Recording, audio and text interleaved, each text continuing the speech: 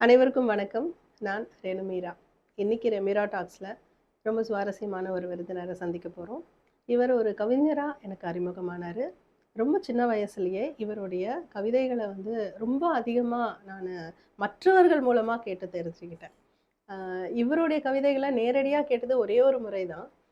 ஆனால் மற்றவர்கள் மூலமாக நான் இவரை பற்றி, இவர் ஒரு கவிஞர், இவர் எப்படி எழுதுவார் தெரியுமா, இந்த வயசுலேயே அவர் எப்படியெல்லாம் பண்ணுறாரு தெரியுமா அப்படின்னலாம் எனக்கு சொல்ல சொல்ல எனக்கு ஆர்வம் அடங்கலை. நிறைய நிகழ்ச்சிகளில் இவரை சந்திக்கக்கூடிய வாய்ப்புகள் கிடைத்தது. அப்போது அவர்கிட்ட கேட்டேன், இந்த மாதிரி உங்ககிட்ட ஒரு இன்டர்வியூ வேணும் அப்படின்னு. உடனே ஒத்துக்கிட்டு இன்றைக்கி ரெமீரா டாக்ஸ்க்காக வந்திருக்கிறாரு. இவரை நான் மேடையில் ஒரு நடிகனாகவும் பார்த்துருக்கிறேன். ஸோ பன்முகம் கொண்ட திரு விவேக் அவர்களை இன்னைக்கு நாம சந்திப்போம். ரெமீரா டாக்ஸ் நேயர்களுக்கு வணக்கம். வணக்கம் விவேக். ரொம்ப நாளாக பேசி இன்னைக்கு ஒரு வழியாக உட்காந்துருக்கோம்.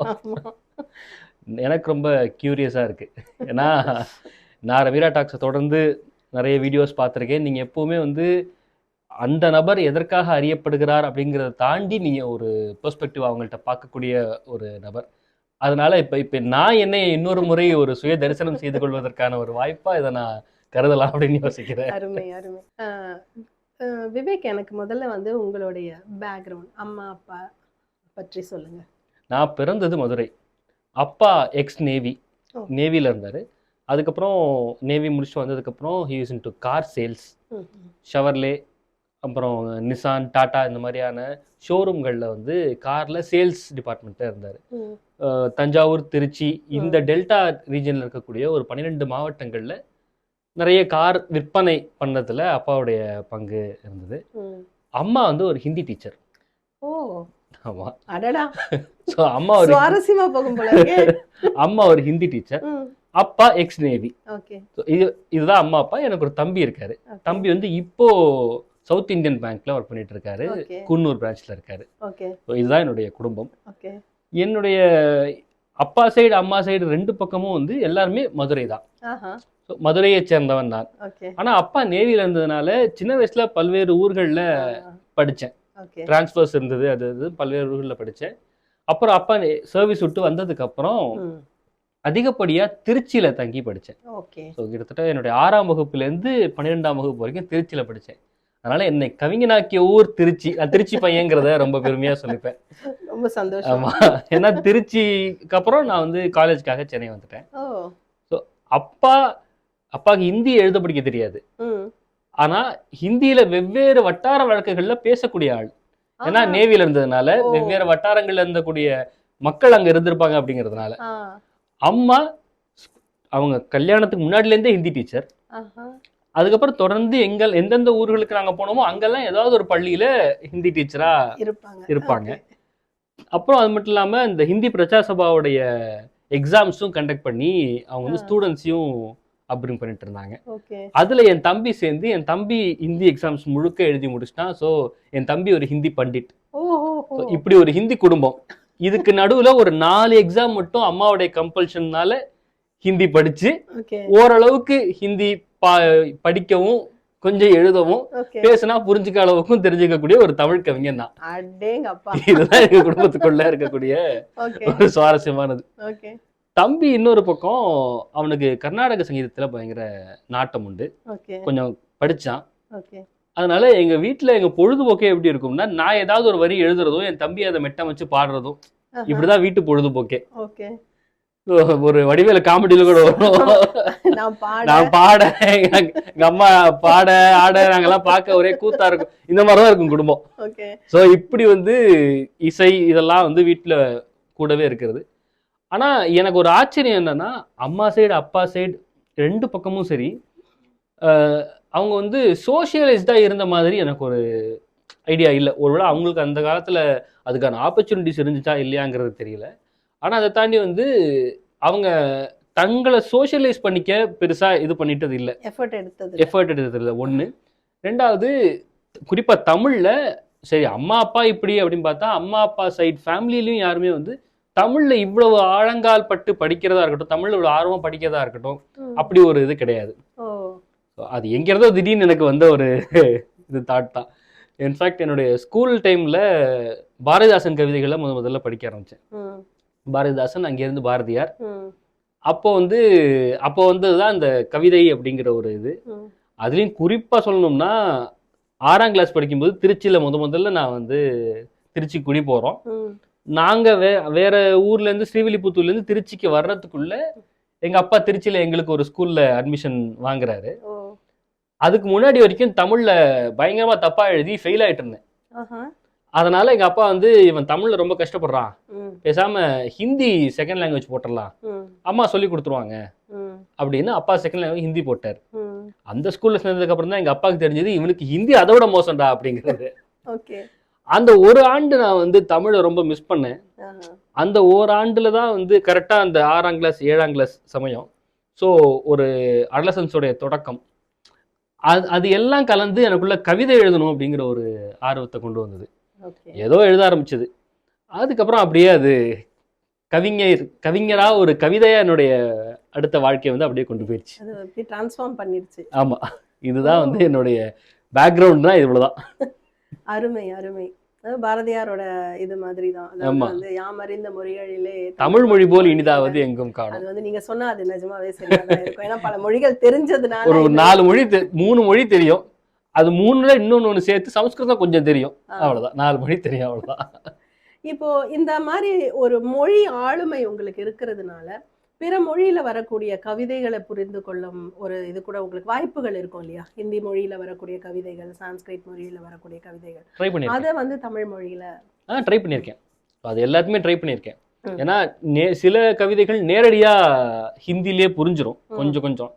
அதுவும் குறிப்பா இந்த இடத்துல இந்த ஹிந்தி கவிதையை பத்தி சொல்லும்போது நம்ம இசைக்கவி ரமணன் ஐயாவுடைய மனைவி அனுமா பத்தி சொல்லி ஆகணும்.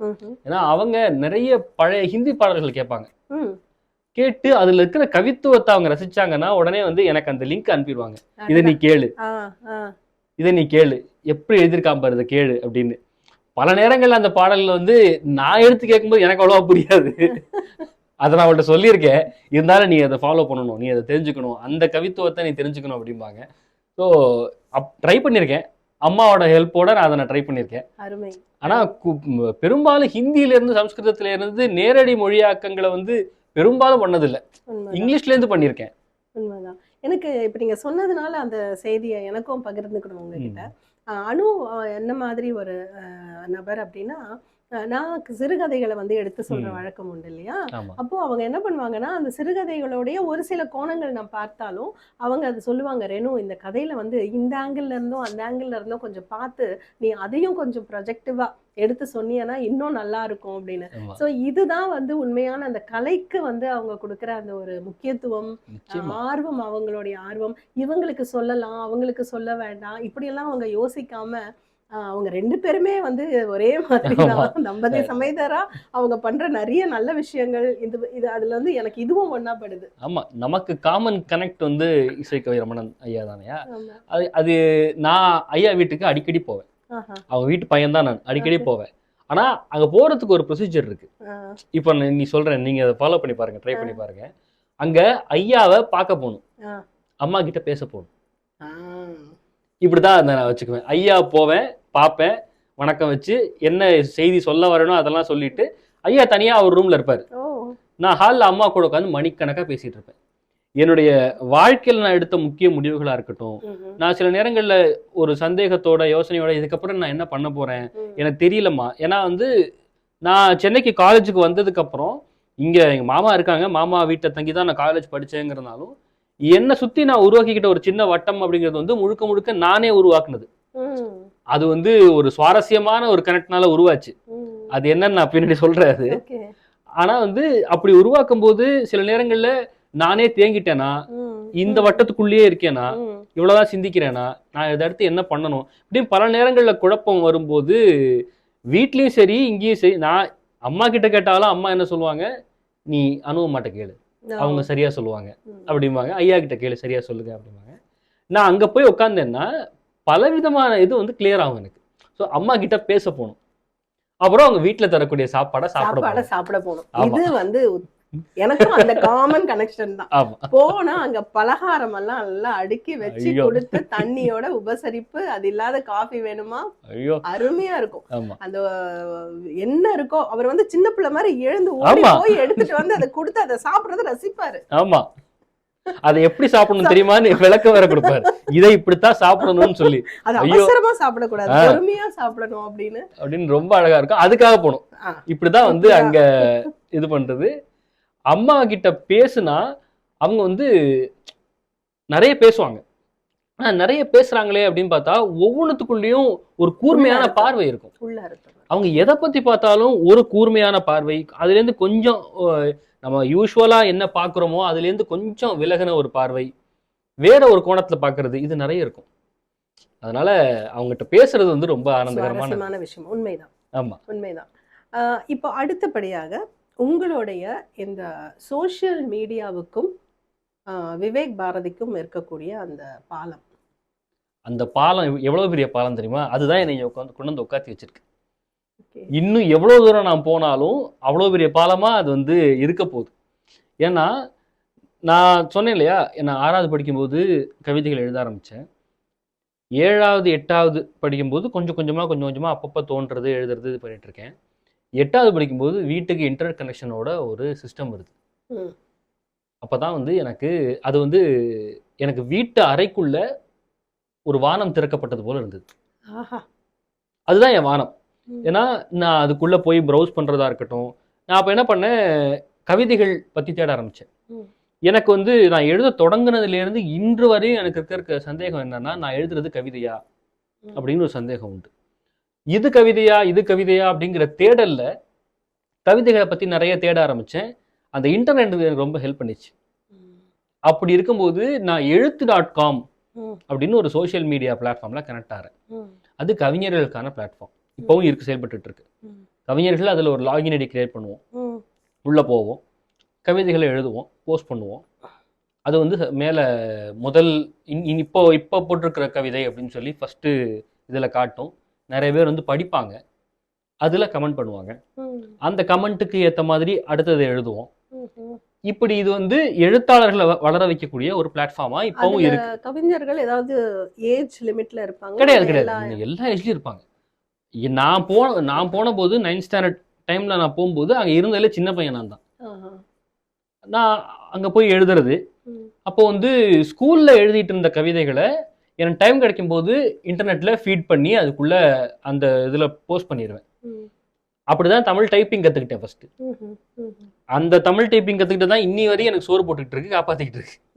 ஸோ தமிழ் டைப்பிங் அப்படிதான் இது பண்ணிக்கிட்டேன். ஏன்னா அப்போ வந்து எழுத்து.comலயே தமிழ் எழுதலாம், அங்க எழுதக்கூடிய இடத்துலயே தமிழ் எழுதலாம். அப்படித்தான் நான் எழுத ஆரம்பிச்சேன்.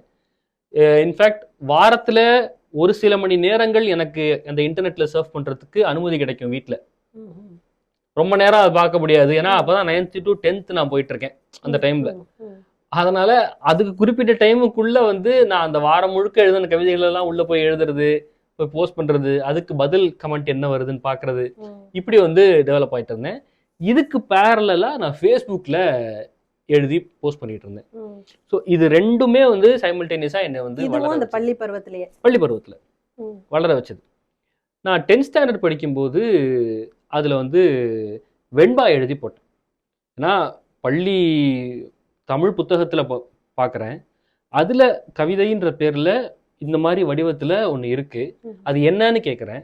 எங்க தமிழாசிரியர் வந்து அது மரபு கவிதை, அது வெண்பா அப்படிங்கிறாங்க. அது எழுதுறதுதான் கொஞ்சம் கஷ்டம், நிறைய இலக்கணம் படிக்கணும் அப்படிங்கிறாங்க. அது என்ன கஷ்டம், அதை நான் கொஞ்சம் முயற்சி பண்ணி பார்க்கணுமே. அப்படி ஒன்றும் இல்லைன்னா அட்லீஸ்ட் அந்த வடிவத்திலேயாவது எழுதிடலாமே அப்படின்னு அந்த வடிவத்துல மேல ஒரு 3 அடி, கீழே மேல ஒரு 4 வார்த்தை, கீழே ஒரு 3 வார்த்தை, இப்படி எழுதி போஸ்ட் பண்றேன். அதே மாதிரி எதுகை மோனை வச்சு எழுதி போஸ்ட் பண்றேன். அப்போ வந்து அதுல ஒருத்தர் வந்து இதெல்லாம் வெண்பா கிடையாது, நீ வெண்பான்னு தலைப்பிட்டு இதெல்லாம் போடக்கூடாது அப்படின்னு. அப்போ எனக்கு வெண்பா சொல்லி கொடுங்க அப்படின்னு கேட்டேன். அது அப்படி சொல்லி கொடுத்துட முடியாது இந்த ஃப்ளோலையே அப்படின்னு சொல்லிட்டு அவர் அதை நிராகரிச்சிட்டாரு. ஆனா நான் தொடர்ந்து தப்பா வெண்பா எழுதிட்டு தான் இருந்தேன். ஒரு கட்டத்துல அவர் நேரடியா வந்து கமெண்ட்லயே போட்டாரு, இந்த வெண்பா அப்படி எழுதக்கூடாது, தப்பா எழுதணும், அப்படி சரியா எழுதணும் அப்படின்னு. அதுக்கு தான் உங்கள்கிட்ட சொல்லித்தாங்கன்னு நான் இன்பாக்ஸ்ல கேட்டேன், நீங்க ரிப்ளையே பண்ணலையே அப்படின்னு அங்கேயே பதில் போட்ட உடனே அவர் இப்ப சொல்லித்தரேன்னு சொல்லி ஏதோ ஒரு இதுதான் இலக்கணம்னு சுருக்கமா ஒரு இலக்கணத்தை சொன்னார். கரெக்டா அந்த நேரத்துல இந்த தமிழ் 10வது படிக்கும் போது நம்ம எல்லாருக்கும் இந்த நேர் தேமா நிறை நேர் புளிமான்னு வந்து அந்த திருக்குறளோட அழகிடுதல் சொல்லி கொடுப்பாங்க. அதுதான் மரபு கவிதைக்கு பேஸ். அது வந்து அங்க சொல்லி தரும்போது அங்க சொல்லக்கூடிய அந்த டெக்னிக்கல் டேர்ம்ஸும் இவர் இங்க சொல்லியிருக்கிற டேர்ம்ஸும் கிட்டத்தட்ட ஒரே மாதிரி இருக்கு. இதோட கனெக்ஷனை புரிஞ்ச உடனே நான் அந்த மாதிரி எழுத ஆரம்பிச்சேன். அப்போ நம்ம ஒரு திருக்குறளை இப்படி பிரிச்சு பிரிச்சு வச்சா இப்படி கனெக்ட் ஆகுதுங்கிற ஒரு அளவு தெரியுது. இதே அளவுல நம்ம ஏன் எழுத முடியாது அப்படின்னு எழுத ஆரம்பிச்சேன். அதுக்கப்புறம் அப்படியே தொடர்ந்து வெண்பா எழுத ஆரம்பிச்சேன். வெண்பா சார்ந்த புத்தகங்களையும் இதையும் படிக்க ஆரம்பிச்சேன். இது ஒரு படிச்சு உடனே ஒரு வெண்பாவை எழுதி ஃபேஸ்புக்ல போடுறது. அப்ப என்னன்னா, நான் ஃபேஸ்புக்லயோ இல்லை இந்த எழுத்து.comலயோ அதை பதிவு பண்ணேன்னா உடனே வந்து அதுக்கு திருத்தம் சொல்லி இது இப்படி இருக்கணும், இப்படி இருக்கக்கூடாது அப்படின்னு அன்னியிலிருந்து இன்னி வரைக்கும் அந்த ஒரு பேரை மறந்துட்டேன், முதல்ல இப்படி சொன்னவர் இது, அவர்லேருந்து தொடங்கி நமக்கு இப்போ இசைக்கவி ரமணன் ஐயாலேருந்து இன்னும் எத்தனையோ பேர் இப்போ வரைக்கும் நீ இப்படி எழுதுறத இப்படி எழுது அப்படின்னு என்னை வந்து தட்டிக்கிட்டே இருக்காங்க.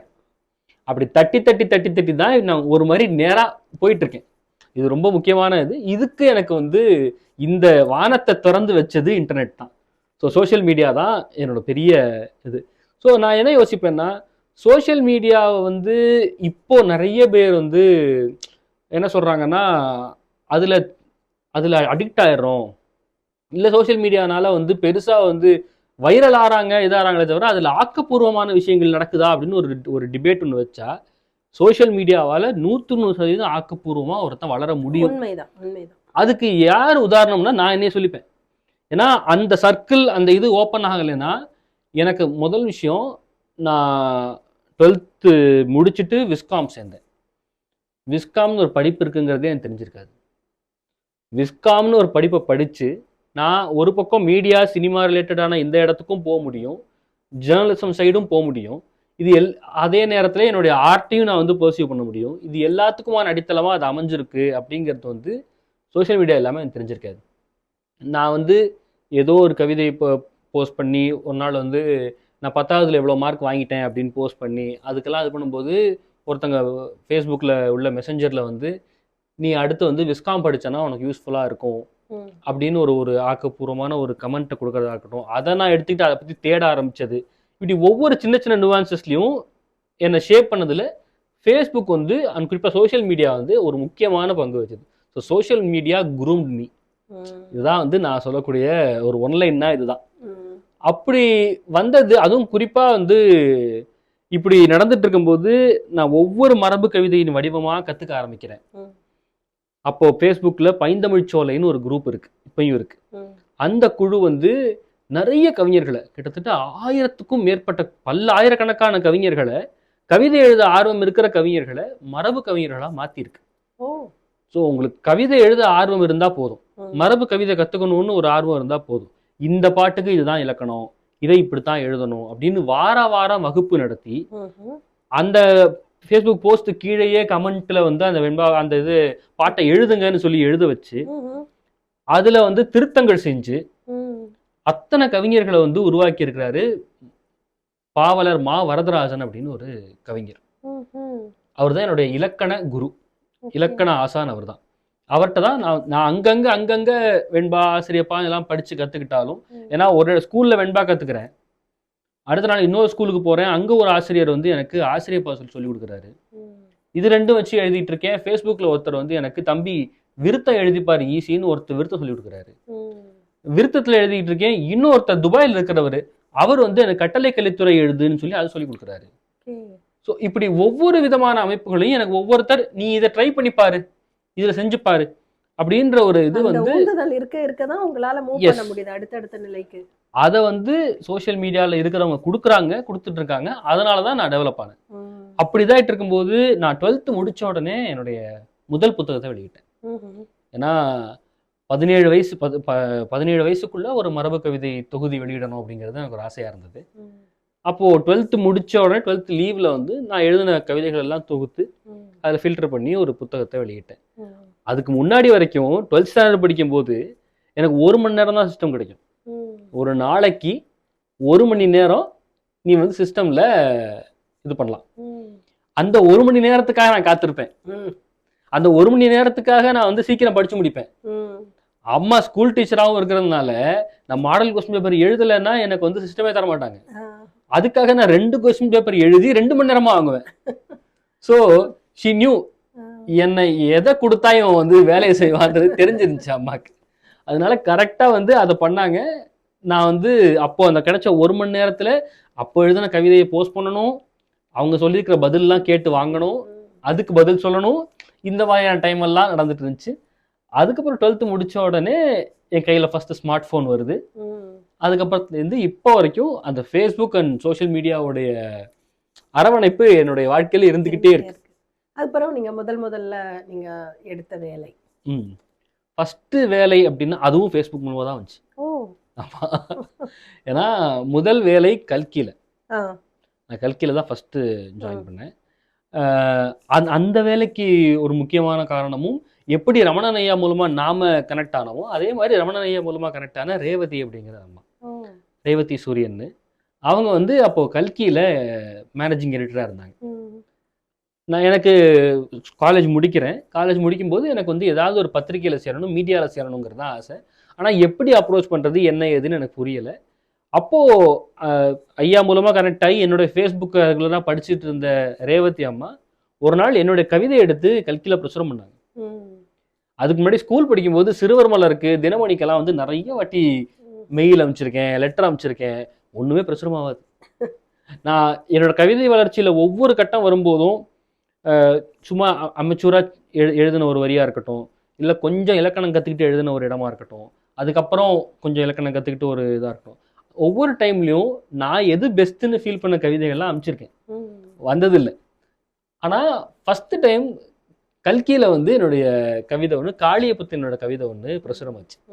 அப்புறம் அம்மாட்ட பேசி இது பண்ணும்போது அங்கே அவங்க வந்து ஒரு ஜேர்னலிசம் ஒர்க் ஷாப் கண்டக்ட் பண்ணாங்க. அதில் சேர்ந்தேன். அதில் சேர்ந்து இது பண்ணதுக்கப்புறம் அங்கேயே இன்டர்ன் பண்ணேன். அப்புறம் அங்கேயே எனக்கு வேலை கிடைச்சிது. நான் கல்கியில் ஃபர்ஸ்ட் கல்கிக்குள்ளே போனாலும் கல்கி குரூப் ஆஃப் மேகசின்ஸில் இருக்கிற மங்கையர் மலரில் தான் முதல்ல வேலை பார்த்தேன்.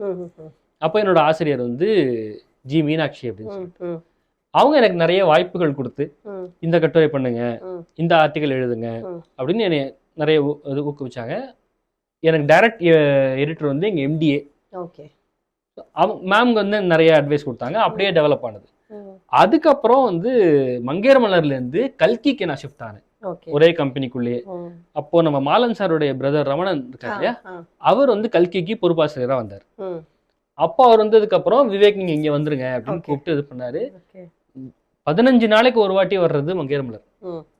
அதுல ஒரு 4 கட்டுரை 5 கட்டுரை வர்றது ஒரு பக்கம் தாண்டி வாரம் வர்ற கல்கியில ஒரு 4 கட்டுரை 5 கட்டுரை எழுதுறதுக்கான வாய்ப்பு கிடைச்சது. ஒவ்வொன்றும் ஒவ்வொரு பேர்ல எழுதுவேன், சிறந்த கட்டுரையை என் பேர்ல எழுதிப்பேன், இந்த மாதிரி போகும். அப்படி எழுதுனது கல்கியில தான் நிறைய நேர்காணல் பண்றதுக்கும் வாய்ப்பு கிடைச்சது, நிறைய மீடியாவுடைய நுவான்சஸை கத்துக்கிறதுக்கும் வாய்ப்பு கிடைச்சது. ஏன்னா கல்கி ரமணன் சாரோட ரொம்ப க்ளோஸா இருக்கக்கூடிய ஒரு வாய்ப்பு கிடைச்சது. அங்கேயும் ஒரு ரமணன் தான் என்னை வந்து ஷேப் பண்ணாரு.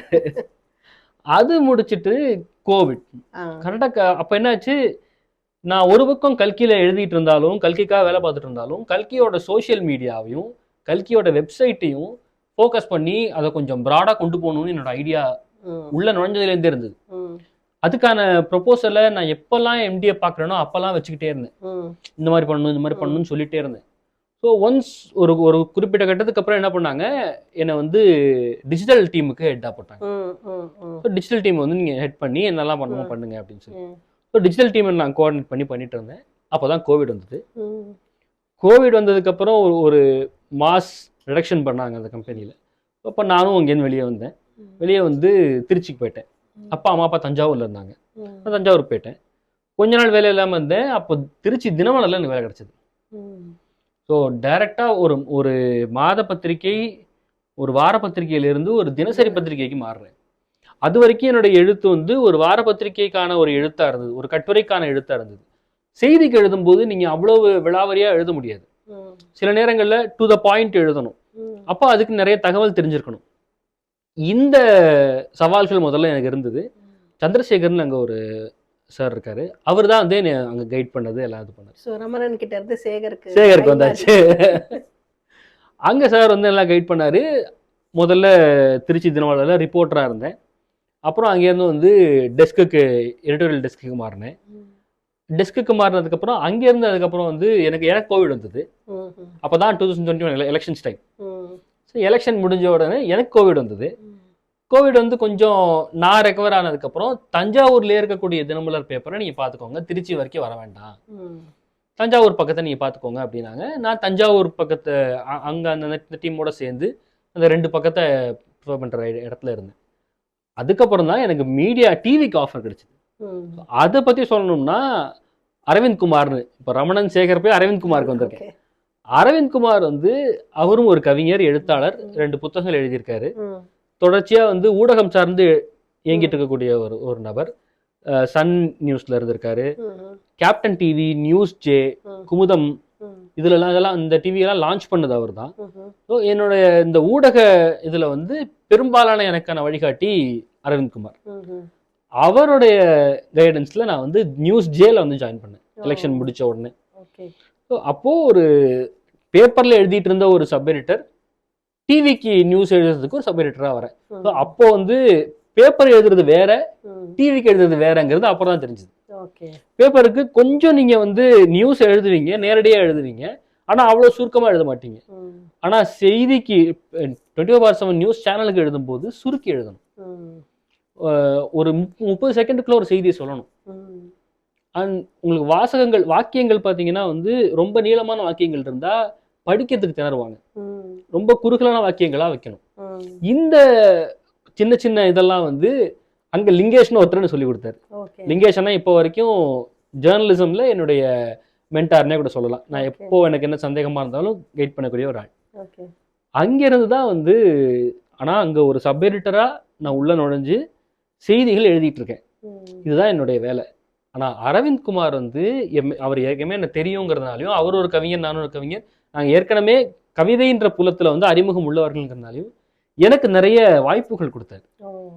ஒரு ஷோ ப்ரொடியூஸ் பண்ணு, அதுவும் குறிப்பா எனக்கு சங்க இலக்கியம் மரபு தமிழ்ல ரொம்ப ஆர்வம் இருக்குங்கிறதுனால முன்னாள் அமைச்சர் வைகை செல்வனை வந்து நியூஸ் ஜே அதிமுகவுடைய சேனல், முன்னாள் அமைச்சர் வைகை செல்வனை வச்சு காதல் வீரம் தமிழ் அப்படின்னு ஒரு நிகழ்ச்சியை வந்து, இது எனக்கு தெரியும், காதல் வீரம் தமிழ்ன்ற நிகழ்ச்சியை வந்து நியூஸ் ஜேல காலையில தினசரி ஐயா வந்து பேசுவார். அந்த நிகழ்ச்சியை ப்ரோக்ராம் பண்ணது, ஆர்கனைஸ் பண்ணது, ப்ரொடியூஸ் பண்ணது நான் தான். ஸோ அவர் வந்து இந்த பாடல்கள் எடுத்து கொடுத்துருவாரு. இந்த பாடல்களுக்கு உண்டான மெட்டீரியல்லேருந்து கலெக்ட் பண்ணி எல்லாம் இது பண்ணி சார் அங்கே பேசும்போது ஃப்ளோர் ஹேண்டில் பண்ணி எல்லாம் பண்ணது நான் தான். ஸோ அந்த ஒரு எக்ஸ்பீரியன்ஸை எனக்கு வந்து இந்த இது கொடுத்தது. அங்கே இருந்து மாலை முரசுக்கு மாறினேன். மாலை முரசுல வந்து நியூஸோடைய எல்லா விரிவாக்கங்களையும் பார்த்தேன். நான் இங்கே நியூஸ் ஜேல வந்து ஒரு சப் எடிட்டராக தான் இருந்தேன். மாலை முரசுக்கு போகும்போது ஒரு சீனியர் சப் எடிட்டராக உள்ள போறேன். அங்கேயும் வந்து ஒரு குறிப்பிட்ட காலத்துக்கு அப்புறம் அரவிந்த் குமார் உள்ள எடிட்டரா வர்றாரு. அவர் உள்ள வந்ததுக்கு அப்புறம் அவர் டீம் நாங்க அப்படியே உள்ள இருக்கோம். நாங்க வந்து என்ன பண்றோம், எனக்கு வந்து இப்போ ஒரு 1 மணி நேரம் நீங்க நியூஸ் சேனல் பாத்தீங்கன்னா அந்த 1 மணி நேரத்தை ரன் டவுன் சொல்லுவோம். ரன் டவுன் இன்சார்ஜா என்ன உட்கார வச்சாரு, அவுட்புட் எடிட்டரா என்ன உட்கார வச்சாரு.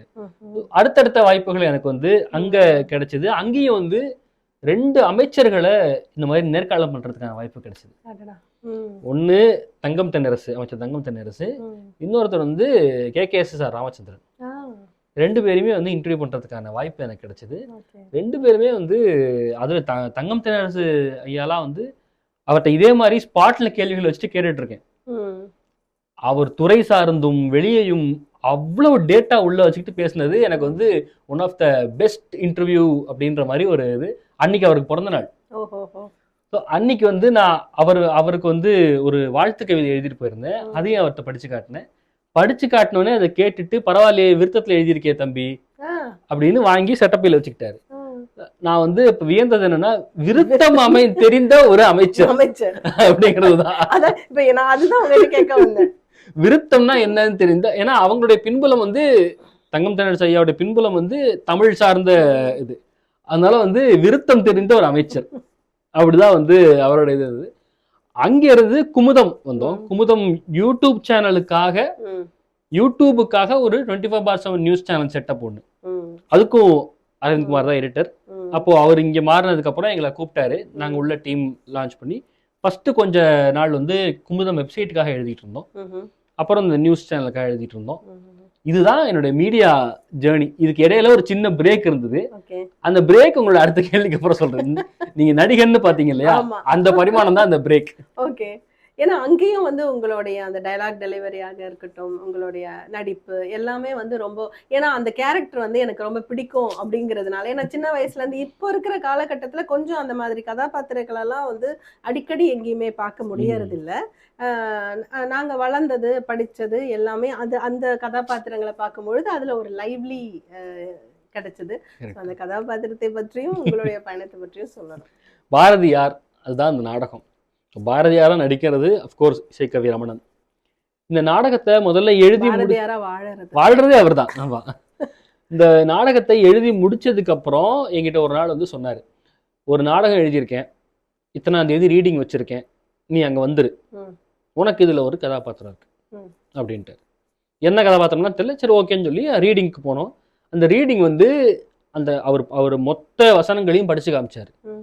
நீங்க நாடகத்தை பார்த்துருப்பீங்க, நிறைய வாட்டி பார்த்துருப்பீங்க. 6 மணி நேரம் ஃபர்ஸ்ட் ரீடிங்.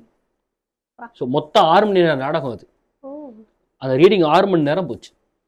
பாரதியாருடைய வாழ்க்கையிலேருந்து இதை நீங்கள் மிஸ் பண்ணிட்டீங்க அப்படின்னு சொல்லவே முடியாத அளவுக்கான அத்தனை தகவல்கள் நிறைந்து முழு நாடகமா, கொஞ்சம் கூட போர் அடிக்காம. ஆனால் 6 மணி நேரம் நாடகத்தை வந்து ஸ்டேஜை ப்ரெசென்ட் பண்ண முடியாது. அதை பயங்கரமா ட்ரிம் பண்ணி அந்த ஃபர்ஸ்ட் வெர்ஷனை கேட்டதுலேருந்து நான் இருக்கேன் இந்த நாடகத்துக்குள்ள. ட்ரிம் பண்ணி 2 மணி நேரத்துக்கு கொண்டு வந்தாங்க. 1.25 மணி நேரத்துக்கு இப்போ இருக்கு. அப்படி ஒரு அந்த நாடகம் இது. இதுல வந்து எனக்கு அதுக்கப்புறமா என்ன கேரக்டர் அப்படின்னாருன்னா பாரதிதாசன் அப்படின்னு சொன்னார். நான் அப்போ இதை விட கொஞ்சம் சின்ன மீசை, முறுக்கு மீசை வச்சிருந்தேன். எனக்கு ரொம்ப பிடிக்கும் பாரதிட்டேருந்து.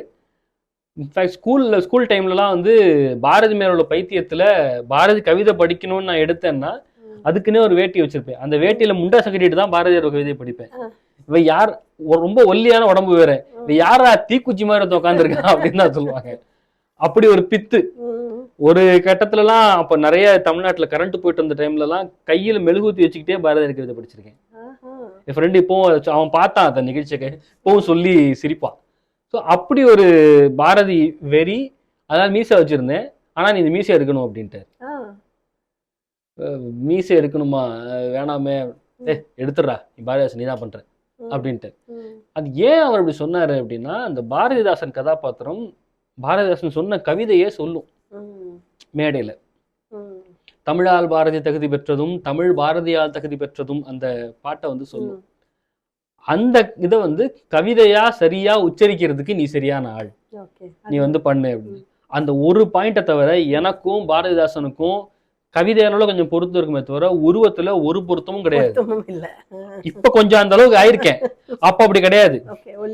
அப்போ ரொம்ப ஒல்லி. அதுக்காகவே இந்த கஞ்சி போட்ட சட்டைய வச்சு கொஞ்சம் பாடியா காட்டிப்பேன். அதே மாதிரி முறுக்கு மீசை, அந்த மீசையை வந்து மீசையை ஃபுல்லா எடுத்துட்டு சின்ன மீசை வச்சுக்கணும். இப்ப வரைக்கும் பாரதியார் நாடகம்னா நான் மீசை இருக்கணும். அப்படி ஒரு இது. யூஎஸ் போயிருந்தேன், ரொம்ப ஆசையா யூஎஸ் போயிருந்தேன். அங்கேயும் வந்து மீசை இல்லாம தான் இருந்தேன் முழு ஒரு ட்ரிப்புக்கும். இந்த பாரதியார் நாடகத்துல எனக்கு பாரதிதாசங்கிறது முதல் கதாபாத்திரமா வந்தது. அப்புறம் அதுக்கு ரிஹர்சல் போக போக போக இன்னும் 2-3 கதாபாத்திரம் ஆட் ஆச்சு. அதுல அதுல வரக்கூடிய பாம்பாட்டியா ஒரு கேரக்டர் ஆட் ஆச்சு. அதுக்கப்புறம் கனகலிங்கம்னு ஒரு கேரக்டர் ஆட் ஆச்சு. கனகலிங்கம் பாரதியார் வாழ்க்கையில முக்கியமான ஆள். பாரதியார் பூணல் போட்டு வச்சவர், பாரதியார கடைசி வரைக்கும் என் குருநாதர்னு சொல்லி கொண்டாடிட்டு இருந்தவர் கனகலிங்கம். அந்த கேரக்டர் ஆட் ஆச்சு. இது அப்படியே டிராவல் ஆகுது. இந்த பாரதியார் நாடகத்தின் மூலமா சில ஊர்களுக்கெல்லாம் பயணம் போறோம், எல்லாம் இது பண்றோம். அப்போ அந்த நாடகத்துல சுப்பிரமணிய சிவம்னு ஒரு கதாபாத்திரம் நான் ரசித்தது. ஆமா, கதாபாத்திரம் சுப்பிரமணிய சிவம்ன்ற கதாபாத்திரத்தை முதல்ல பண்ணிட்டு இருந்தது யாருன்னா B.R. ஹரன்னு சொல்லிட்டு அவரும் ஒரு ஊடகவியலாளர், பெரிய தேசபக்தர். அவர் வந்து அந்த முதல் கேரக்டரா அவர் தான் பண்ணிட்டு இருந்தார் ஃபர்ஸ்ட் டைம்ல இருந்து. நாங்க விருதுநகர் ஷோக்கோ ஏதோ ஒரு ஷோக்கோ போயிட்டு இருக்கோம். எங்க எல்லாரும் எக்மோர்ல ட்ரெயின்ல ஏறி உட்காந்துட்டோம். அவர் வரணும். எப்பவுமே வந்து இப்ப இன்னைக்கு இன்டர்வியூக்கு வந்த மாதிரி இந்த 5 நிமிஷம் கேப் கூட அவர் லேட் பண்ண மாட்டார். டைம்னா ஆன் டைம். எங்க இதுல எல்லாரும் லேட்டா வருவாங்க, இதாவாங்க. ரமணன் ஐயா எந்த இடத்துக்கு முன்னாடியே வந்துருவாரு. ஹரன் ஆன் டைம், கரெக்டா ஆன் டைம்ல இருப்பாரு எப்பவுமே. ட்ரெயினுக்கும் அதே மாதிரி வந்துருவாரு. சொன்ன டயத்துக்கு வருவாரு. எப்பவும் முதல்ல அவர் தான் இருப்பாரு, எல்லாம் பண்ணுவாரு. அன்னைக்கு காணும், வேற ஏதோ ஒரு மீட்டிங் முடிச்சுட்டு வந்துட்டு இருக்காரு. நாங்கெல்லாம் ட்ரெயின்ல உட்காந்துட்டோம். எக்மோர் ஸ்டேஷன்ல மேல அப்படி இந்த படிக்கட்டுல ஏறி இறங்கி வரணும். ஏறி நடந்துட்டு இருந்த வழியில ஒரு அட்டாக் அவருக்கு. அங்கேயே கொலாப்ஸ் ஆயிட்டாரு. உடனே தகவல் தெரியுது, யாரு கூட இருந்தாங்க, நாங்க எங்களுக்கு தகவல் தெரியுது. அப்ப எங்க கூட இருந்த ஒருத்தரை வந்து நீங்க பார்த்து அவருக்கு என்ன ஆச்சுன்னு விசாரிச்சுட்டு அடுத்த நாள் ஈவினிங் நாடகம், அடுத்த நாள் அவரை கூட்டுவாங்க அப்படின்னு சொல்லிட்டு இறக்கி விட்டு நாங்கள் ட்ரெயின் கிளம்பிடுச்சு. பார்த்தா கொஞ்ச நேரம் ஹாஸ்பிட்டலுக்கு அங்கேயே ட்ரீட்மெண்ட் இது பண்றாங்க. அவ்வளோதான், முடிஞ்சது அவர். ஸோ எனக்கு ரொம்ப நெருக்கமானவர். நிறைய நேரங்களில் என்னைய ட்ராமாவுக்கு ரிஹர்சலுக்கு அழைச்சிட்டு வர்றதும் கூட்டு போகிறதும் அவராக இருப்பார். அவர் கூட நிறைய நேரம் செலவிட்டிருக்கேன். நான் வந்து அப்போ காலேஜ் படிச்சுட்டு இருந்தேன், அவர் பத்திரிகைகள் எழுதிட்டு இருந்தார். ஸோ ஒரு கட்டுரையை எப்படி எழுதணும், எப்படி வடிவமைக்கணும், அந்த மாதிரியான சின்ன சின்ன நுணுக்கத்துலேருந்து ஆரம்பித்து எதை பற்றி எழுதணும், அதுவும் குறிப்பாக இந்த தேசபக்தனாக எழுதும்போது உன்னுடைய கண்ணோட்டம் எதை நோக்கி இருக்கணும் அப்படின்னு எனக்கு நிறைய சொல்லி கொடுத்துருக்காரு. அவர் வந்து இந்த மாதிரி இதாயிட்டாரு அப்படின்னு உடனே நான் பாதியில செங்கல்பட்டுலேயே நாங்கெல்லாம் இறங்கி லோக்கல் ட்ரெயின் பிடிச்சி திருப்பி ரிட்டர்ன் வந்துட்டோம். வந்து அந்த ஷோ கேன்சல் ஆயிடுச்சு. அதுக்கப்புறம் அந்த கேரக்டரை யார் பண்றது? இன்னொருத்தர் வந்து இன்னும் 2 பேர் அதுக்கப்புறம் ஆல்டர்னேட்ஸ் வந்தாங்க, இது பண்ணாங்க.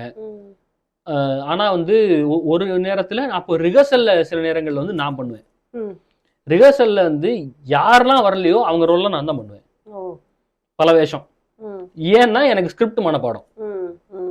ரமணனையா கவிதை, ரமணனையா எழுத்துனாலே தனி பிரியம், நான் மனப்பாடமா ஆயிரும் எனக்கு ஒண்ணு.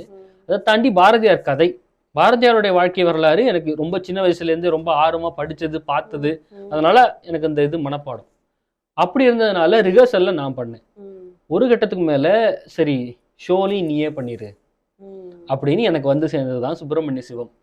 சுப்பிரமணிய சிவமா நான் வந்து அந்த மேடையில நிற்கும் போதோ இல்ல அதோடைய வசனங்களை பேசும்போதோ நான் வந்து எப்பவுமே ஹரனா தான் இருப்பேன், ஹரனை தான் நினைச்சுப்பேன்.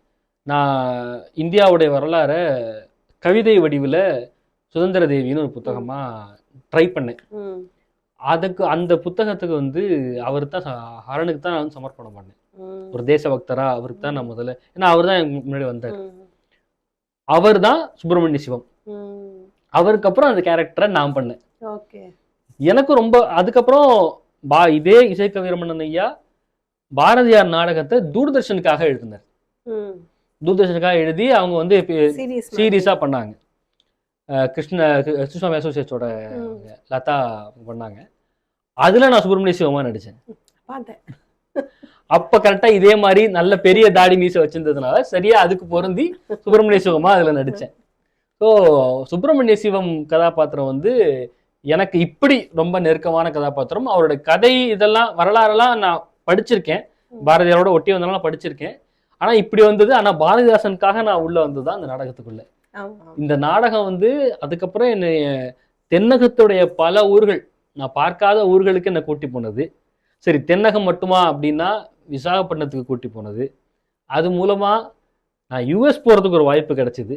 அந்த வாய்ப்பு தான் என்னுடைய கெரியர்ல கிடைச்ச ஒரு பிரேக். நான் வந்து குமுதம்ல ஒர்க் பண்ணிட்டு இருக்கேன். அப்போ இந்த நாடகத்தை யூஎஸ்ல வந்து ஒரு 10 ஷோஸ் போடலாம் அப்படின்னு ஐடியா பண்ணி இது பண்ணப்போ நீ வா, நான் வந்தேன்னா பல விதங்கள்ல அவங்களுக்கு உதவியா இருப்பேன் அப்படிங்கிறது தான் என்னோட ஐடியாவும், அவங்களுக்கும் அதுதான். ஏன்னா நான் அங்க யூஎஸ்ல ஸ்டேஜ் பண்ணப்போ பேக் ஸ்டேஜ் கோஆர்டினேஷன் ஃபுல்லா நான் தான் பார்த்துக்கிட்டேன். அது ஃபுல்லா பார்த்துக்கிட்டேன். அண்ட் ஸ்கிரிப்ட் தெரியும். ஒருவேளை அங்க ஆக்டர்ஸ் கிடைக்கல, ஷார்ட் நோட்டீஸ்ல பண்ணணும் அப்படின்னா என்ன பண்ணலாம் அப்படிங்கும்போது அதே நாடகத்தை 4 பேர் மட்டுமே நடிக்கிற மாதிரி ஒரு சுருக்க வடிவமா நான் எழுதினேன். அது இருக்கு இன்னும் எங்கேயாவது ஒரு இதுல வந்து வாய்ப்பாகும், உதவும். ஏன்னா 4 பேர், நாங்க போனது 4 பேர் தான். நாங்க 4 பேர், பின்னணி குரல், எல்இடி லைட்ஸ், இதை மட்டும் வச்சு இந்த கதையை முழுக்க எங்குமே பேசுறது தட்டாம கொண்டு போறது எப்படி? அந்த சுருக்கிறதுக்கான வாய்ப்பு எப்படின்னா அந்த அளவுக்கு விரிவாகவும் உள்ள தகவல் பொருந்தியும் ஐயா எழுதியிருக்காரு. ஸோ அதில் நம்ம ஆல்டர் பண்றதுக்கு நிறைய வாய்ப்பு இருக்கு, ஸ்கோப் இருக்கு. அப்படி ஐயாவுடைய வசனங்களும் இதுவும் அப்படி ஒரு சுருக்க வடிவத்தை வந்து நான் எழுதினேன். அந்த ஒரு இதுக்காக யூஎஸ் போயிட்டு வந்தேன். அந்த நாடகம் தான் அதுக்கப்புறம் என்ன யூஎஸ் விசாக்காக முதன்முறை என்னை டெல்லி கூட்டி போனது. Okay okay okay. ஹைதராபாத் ஏற்கனவே நாடகத்துக்காக போயிருக்கேன், விசா அதுக்காக போனது. அப்புறம் யூஎஸ் போனது. யூஎஸ்ல ஒரு 2 மாசம். அந்த 2 மாசம் வந்து அங்க, அதாவது மேற்கு உலகத்தை வந்து பார்க்கறது அப்படிங்கிறது வந்து எப்படி இருக்கு அந்த உலகம். நம்ம ஒரு பக்கம் கிழக்குல இருக்கோம், தென்கிழக்குல இருக்கோம், மேற்கு உலகம் எப்படி இருக்கு அதை பார்க்கற ஒரு வாய்ப்பு வந்து பாரதியார் கொடுத்தாரு. அங்க ஒரு 10 ஷோஸ், எல்லா ஷோஸும் ஹவுஸ்ஃபுல். அங்க தமிழர்கள் கிட்ட நல்ல வரவேற்பு கிடைச்சது. அண்ட் அதுக்கப்புறம் அங்க இருந்து நிறைய கான்டாக்ட்ஸ்ல இருந்து எல்லாம் இருந்து கொடுத்தது இந்த பாரதியார் நாடகம் தான். ஓகே. ஸோ இந்த பயணம் வந்து இப்போ கேட்க கேட்க சுவாரஸ்யமா இருக்கு ரொம்ப. இந்த டிராவல் நான் ரொம்ப ரசிச்ச ஒரு நாடகங்கள்ல ஒரு பெரிய ஒரு தாக்கத்தை ஏற்படுத்திய ஒரு நாடகம் தான் அது. அதுல குறிப்பா அந்த ஜெயில் சீன் எல்லாம் வந்து அருமையா, அதாவது புல்லரிக்க வைக்கும்னு சொல்லுவாங்க இல்லையா. நாங்க அந்த ஜெயில் சீன்ல இருக்கிறதுனால ஒன்னே சொல்றேன். நானு ரமணன் ஐயா, குறிப்பா நாங்க 2 பேரும் நிறைய நேரங்கள்ல தர்மா ஆண்டி செல்லம்மா நடிக்கலாம், அவங்களும் 3 பேரும் ரிஹர்சல் அப்போ கூட அந்த சீன் கழுவோம். ஏன்னா அது வந்து அப்படி ஒரு எமோஷனல் இருக்கும். அதுல நல்ல வேலை எனக்கு கதற சீனை வந்து எனக்கு வச்சுட்டாங்க. சத்தமா கதறலாம். பக்கத்துல இருக்கிற வஉசி வந்து எதுவுமே பண்ண முடியாது. அவருடைய குணமும் இதுக்கும் வந்து அவர் ஹீஸ் கூல், கேப்டன் கூல் மாதிரி.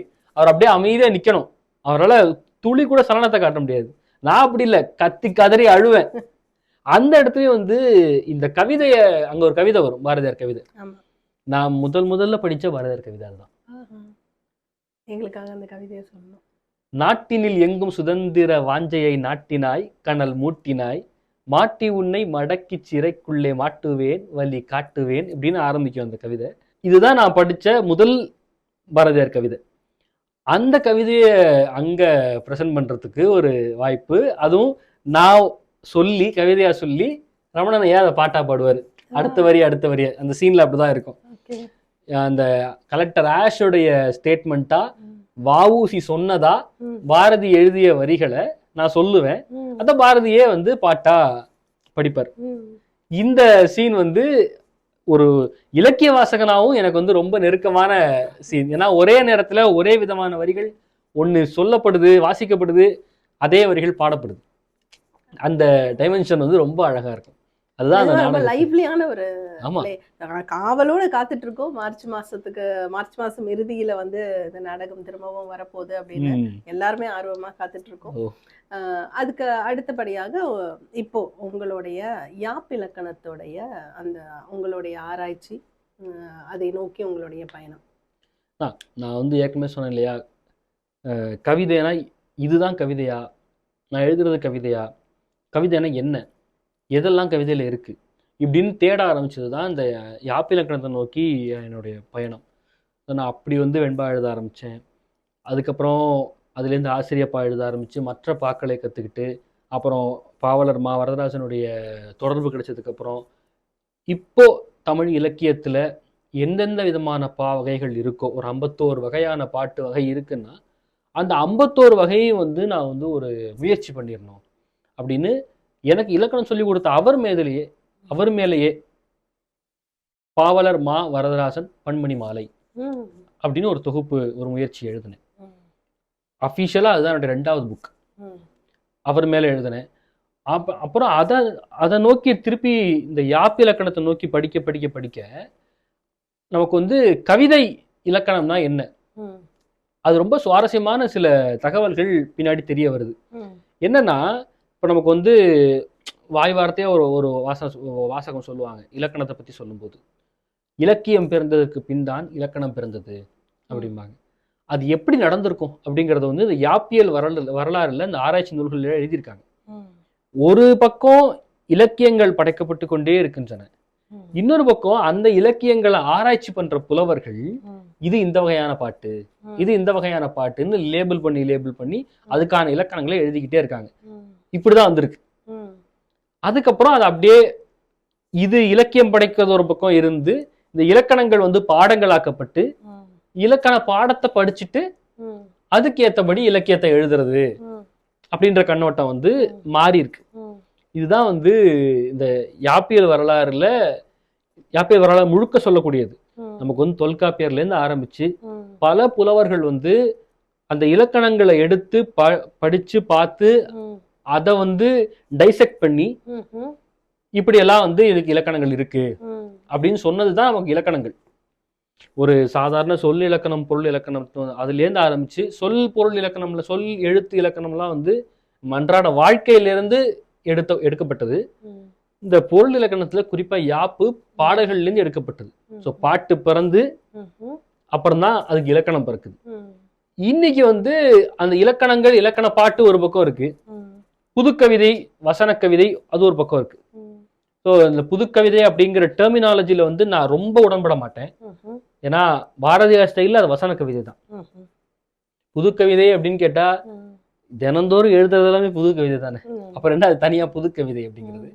வசன கவிதை அப்படிங்கிறது, இந்த வசன கவிதை அப்படிங்கிறது வந்து இப்போ எழுதப்பட்டு அதுக்கும் பின்னாடி இலக்கணங்கள் செய்யப்பட்டு கொண்டிருக்கின்றன. இப்படி எல்லாம் பண்ணலாம், இப்படிலாம் இருக்கு அப்படின்னு ஆராய்ச்சிகள் செய்யப்பட்டு கொண்டிருக்கின்றன. ஆனா யாப்பு அப்படின்றத வந்து சுருக்கமா இப்போ வந்து இன்னும் டெக்னிக்காலிட்டியா போகாம சொல்ற மாதிரி தான் இதுதான். ஸோ கவிதை இலக்கணம் என்னெல்லாம் எப்படிலாம் எழுதியிருக்காங்க. நம்ம வந்து ஒரு சொல்றோம், சொல்லும் போது எத்தனை தடவை வாய் அசையுது, இதுதான் நம்ம இங்கிலீஷ்ல சிலபல்னு சொல்றோம். இந்த சிலபலை கணக்கு பண்ணி தான் ஒவ்வொரு பாட்டும் இருக்கு. இந்த சிலபல் தான் அசைன்னு சொல்றோம். இந்த அசை தான் உங்களுக்கு நேர் அசை, நிறை அசைன்னு 2 விதமான அசையா பிரிக்கப்பட்டு அதுக்கு நேர் நேர் தேயமா, நிறை நேர் புளிமா அப்படின்னு இலக்கணம் சொல்லி தராங்க. இந்த இலக்கணத்தை வச்சுக்கிட்டு தான் இப்போ ஒரு தேமா உள்ள ஒரு சொல்லா இருந்தா அது பக்கத்துல புளிமா உள்ள ஒரு சொல் வரணும், இல்ல நிறையில தொடங்குற ஒரு சொல் வரணும். அப்படி வந்தா தான் இந்த ஓசை வரும் அப்படின்னு ஒவ்வொரு சொல்லுக்கான ஓசையையும் கணக்கிட்டு இலக்கணம் பண்ணிருக்காங்க. அந்த இலக்கணம் தான் யாப்பு இலக்கணம். ஒரு சொல்லுக்கான இலக்கணம். அந்த யாப்பு இலக்கணத்துல குறிப்பா இது வந்து இப்ப நான் சொன்னது வந்து வெண்பாவுக்கான யாப்பு. இந்த வெண்பாவுக்கான யாப்பு படிக்க படிக்க என்ன ஆகும், அதுக்கப்புறம் நம்ம சாதாரணமா பேசுற இடங்கள்லயும் எழுதுற இடங்கள்லயும் எல்லா இடத்துலயும் வந்து அந்த மாதிரி வெண்பாவுடைய இலக்கணப்படியே எழுதுனா எப்படி இருக்கும், ஒரு கட்டுரைய ஒரு பத்திய பாட்டா இல்லாம வெண்டலையிலேயே எழுதுனா எப்படி இருக்கும், அந்த மாதிரிலாம் முயற்சி பண்ணியிருக்கேன். வெண்பா பழகிட்டு இருந்த காலத்துல இதே மாதிரி ஃபேஸ்புக்ல இன்னொரு கவிஞரும் நானும் பேசிக்கிட்டோம்னா வெண்பாலாம் பேசிப்போம். எப்படி இருக்கீங்க நலமா அப்படின்னு கேட்கறதுன்னு ஒரு வெண்பால கேட்டுருவேன். அவங்க அதுக்கு வெண்பால பதில் சொல்லுவாங்க. இது என்ன ஆகும், ஒரு பக்கம் ஜாலியா இருக்கும், இன்னொரு பக்கம் வெண்பா பழகின மாதிரி ஆச்சு. ஆமா, இப்போ நீங்க சொல்றதை வச்சு பார்க்கும்போது தமிழ் வந்து இலக்கணம் படிக்கிறது ரொம்ப கடினம், அது வந்து ரொம்ப வந்து பசங்களுக்கால அதெல்லாம் புரிஞ்சுக்க முடியாதுங்கிறதெல்லாம் இல்லை. இது ஒரு ஃபார்முலா தான், இது சிம்பிள், அதை படிச்சுட்டோம்னா அதுல இன்னும் இன்ட்ரெஸ்ட் ஜாஸ்தி ஆகி தமிழ்ல வந்து ஒரு ஆளுமையே வந்து உங்களுக்கு வந்துரும் அப்படிங்கிற அளவுக்கு நீங்க சொல்லியிருக்கீங்க. இல்லை ஏன்னா வந்து நமக்கு நேர் நேர் தேமா அப்படின்னு சொல்லி நேர் நேர் தேமா நேர் நேர் புளிமா இதை மனப்பாடம் பண்ணு, ஒரு டேபிள்ஸ் மாதிரி இதை பண்ணு அப்படிங்கும்போது தான் இதுல வந்து ஒரு அயற்சி, ஒரு பயம் உண்டாகுது. ஏன்னா ஸ்கூல்ல படிக்கும் போதே நான் மட்டும் தான் இன்ட்ரெஸ்டிங்கா படிச்சேன், மற்றவங்க எல்லாரும் என்னடா இது அப்படின்னானுங்க. அது வந்து எனக்கு பின்னாடி உதவ போகுதுங்கிறது எனக்கு தெரிஞ்சதுனாலையும் அது எனக்கு பிடிச்சதுனால இன்ட்ரெஸ்டிங்கா படிச்சேன். இல்லைன்னா நானும் இப்படிதான் படிச்சிருப்பேன். ஏன்னா அத சொல்லித்தர்ற விதம்னு இருக்குல்ல, அங்க வந்து நீங்க சுவாரஸ்யம் ஆக்கணும். ஈஸியா எழுதலாம் வெண்பான்னு ஒரு புக் இருக்கு. அந்த முழு புக்கை நான் படிக்கல. அந்த புக்கோடைய தலைப்பு ஃப்ரண்ட் பேஜ் முகப்புல வந்து எப்படி இருக்கும்னா நேர் நேர் நேஹா அப்படின்னு இருக்கும்.